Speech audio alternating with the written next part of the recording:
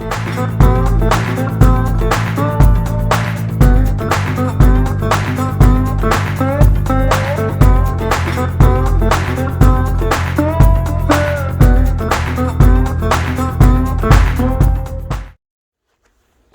there, it's Ben again with Wild Last Frontier, and I've got a bit more of an adventurous sort of trip to take today.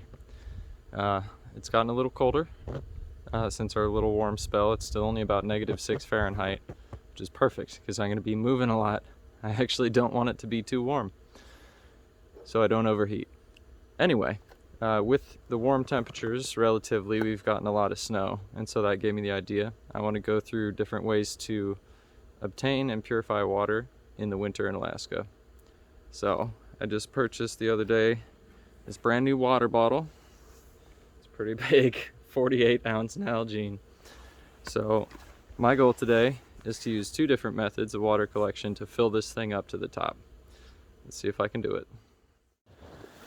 For this method of collecting water, I have to go deep into the woods where all the snow from the past few days is collected. It's a good thing I'm wearing leg gaiters, go up to my knees, because it gets pretty deep in here. So I'm trying to find the best route. Oh, there's a squirrel. Oh, that scared the crap out of me. I was not expecting that. It's right over there. Where'd you go, buddy? Oh, went down his hole. Anyway, I'm trying to find the best route to get to this location. I've only been there once.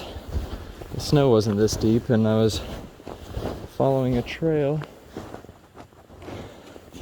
left by my dogs.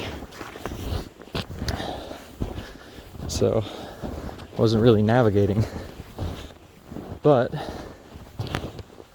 having looked at a map, I was able to see the name of this location and see that it is almost exactly to the east from where I live.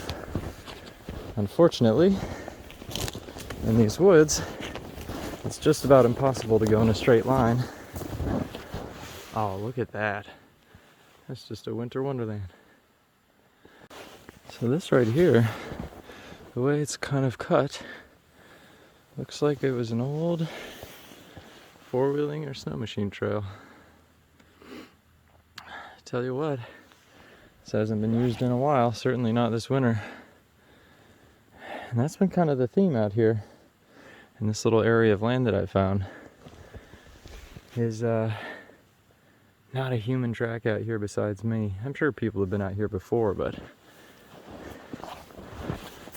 not this winter anyway. At least since I started coming out here. My tracks are the only people tracks out here. Oh, this is just gorgeous.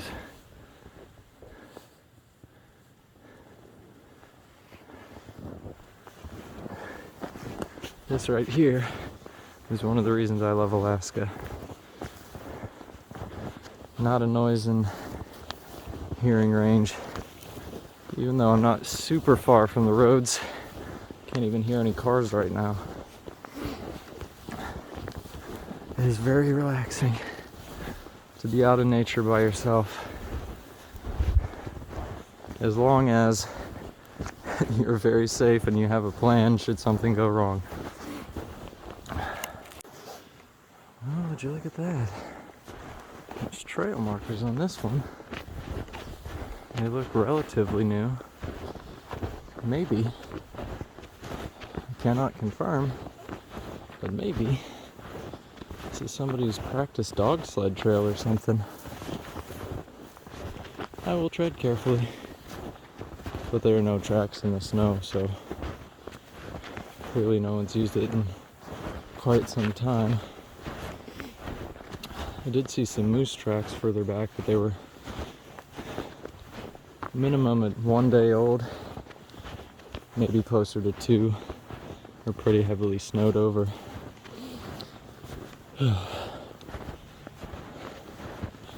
At least the going is a little easier than I thought, but Ooh, still not quite there yet. Ooh, it's a bit of a harder walk than anticipated. I have come to my location, and I've got to be very careful here not to fall. I got a creek. All right, now getting water from here, although not quite as easy as it is from just reaching over to a pile of snow, stuffing it in a pot and waiting for it to melt, this can go by much faster. Do not try this in a place where the ice is too thin. Now it is late December in Alaska. You can see because of this, running water freezes over slower. So this right here would be a deeper pool, and that over there is just a very shallow trickle. So what I'm gonna do, set up my camera, pull out my hatchet, and I got long legs. Maybe I can put one foot on either side of the bank, chop a hole in the ice to fill up my water bottle. I guess we'll see. So this is why I bought this camera mount, or phone mount. For me, at least, it's better than a tripod, because anywhere there's a stick, I can set it up. I'm just out here with my phone mount, phone, and this little day pack. Got my water bottle and my hatchet. I got some instant coffee and some dehydrated food in there too, but let's get to chopping. I am testing the edge of this very, very carefully to try and, oh, there's slush right there. Yep. Oh, good. I don't even have to chop a hole in the ice. Gotta show off my cool hatchet though. I wood burned it with as a ruler. No, that's in frame. Use Roman numerals because I messed up where I put the marker for 1. So I was like, okay, that'll just be 2 slashes then. Very, very carefully fill my water bottle. And what I can do is scrape the snow off the top and the slush to the side. And almost like digging a hole near a creek in the dirt, it's basically given me the equivalent of a kitchen sink in the woods.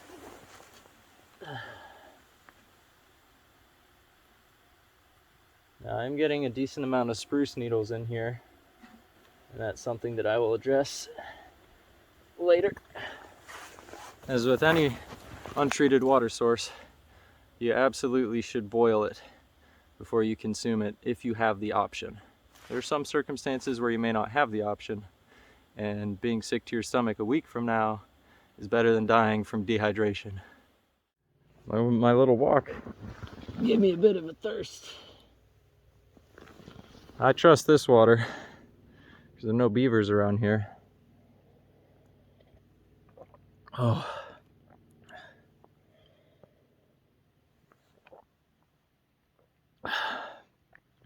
Better than a mouthful of snow. Before I make my way back, actually, I've decided that since this creek is this accessible, I'm gonna try and find a place around here and drop a pin to build myself a new shelter out here further away from the house with fewer noises and distractions. That is, if I do it, I'm gonna be careful about where I do it so it's not too close to any roads or anything. I'm about half a mile from any road, I think, where I'm at right now, but excuse me, I need to find a place where I am not disturbing anyone, and so they won't disturb me either. A lot of potential around here, so I'm excited about the future. Oh boy, I found a great spot right here. It's hard to see on video, but there's this little clearing here. I kicked away a lot of the snow to try and get a feel for how the land is shaped. But yeah, it's this it's pretty well circular. A nice little entrance over here. And plenty of mid-sized trees to tie off parts of a shelter to. I'm gonna drop a pin right here, and in a future video, I'm gonna start building this into a bushcraft camp. Oh boy.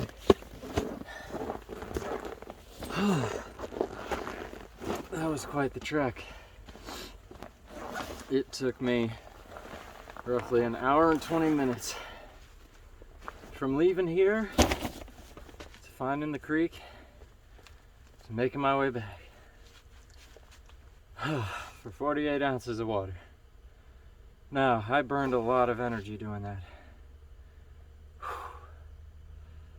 Let's see. I'm going to use this water to make a meal, and while I'm doing that, I'm also going to just collect snowball after snowball after snowball to see how long it takes to melt this much snow, and see if the expenditure of energy was worth it from an hour-and-a-half trek for this almost versus sitting in place next to a fire melting and boiling snow. Whew, the work is not done.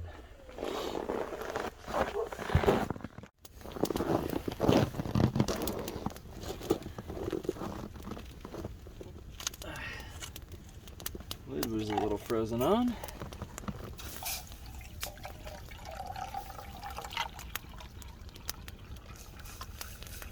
That should be good enough. Whew. Tell you what, it's nice being by a campfire after trekking that long through the snow. So I'm gonna boil up some of this water to use for this. This is a meal cold weather. Good old army food, chicken and rice. One of my favorites. These are definitely the right kind of food to have when you're running around in the winter, that's for sure. Thousands of calories in one of those.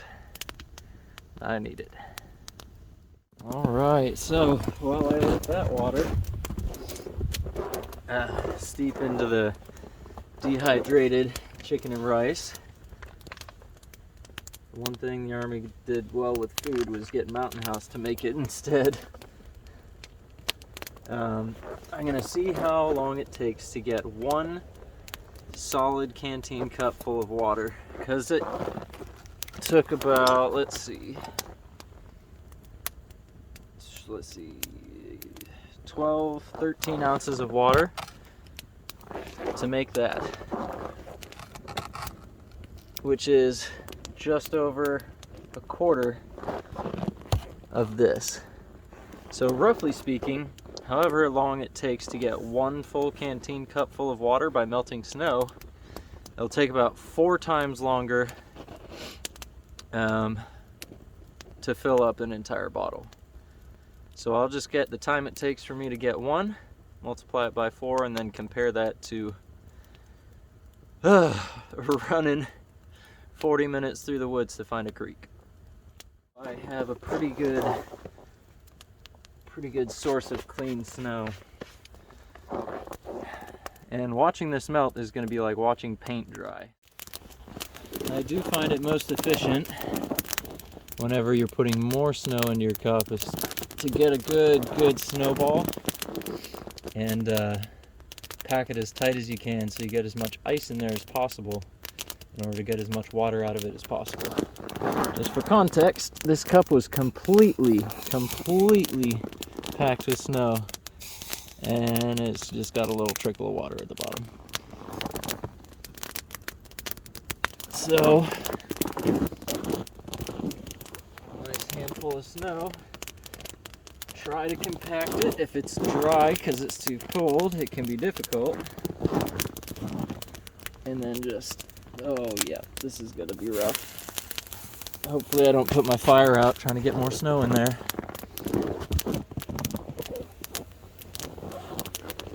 But this just gives a little context to the fact that just because you're not expending as much energy to melt snow as you would to run around through the forest looking for a creek, that does not mean it's easy or fast.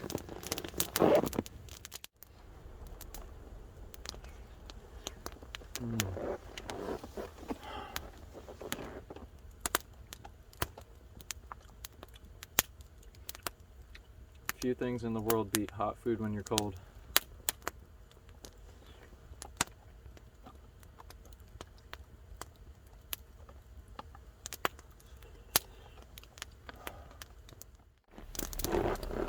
It's been a long afternoon already,